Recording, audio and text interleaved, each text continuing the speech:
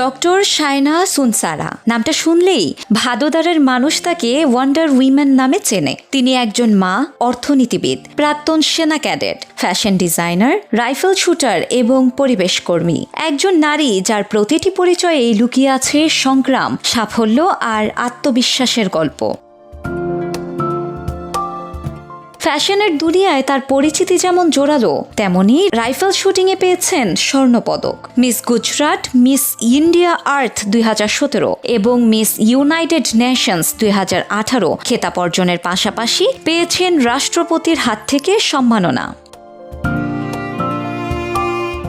Fashion ইন্ডাস্ট্রিতে অবদানের জন্য 2018 সালে তাকে দেওয়া হয় দাদা সাহেব ফালকে পুরস্কার। শুধু তাই নয়, পরিবেশ প্রেম থেকে গুজরাটে 1 লাখ গাছ রোপণ করে তাক লাগিয়ে দেন তিনি।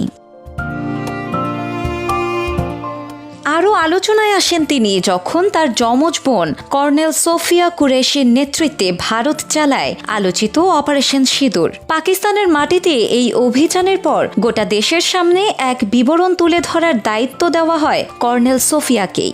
সেই মুহূর্তটি আগে থেকেই জানতেন শায়না ও তাদের পরিবার। এখন সেই সময়টিকে তারা মনে করেন পুরো ভারতের জন্য গর্বের মুহূর্ত। সেনাবাহিনীর এই গর্বিত অফিসার কর্নেল সোফিয়া 1999 সালে কর্পস অফ সিগন্যালে যোগ দিয়ে সামরিক জীবনের শুরু করেন। 2016 সালে প্রথম নারী হিসেবে বহুজাতিক সামরিক মহড়ায় নেতৃত্ব দেন। বর্তমানে কর্মরত মেকানাইজড ইনফ্যান্ট্রিতে। তার স্বামীও একজন সেনা কর্মকর্তা। এই পরিবারের পিতাও ছিলেন সেনাবাহিনীতে আর চাচা ছিলেন বিএসএফে। দেশ সেবা যেন এই পরিবারের রক্তে মিশে আছে।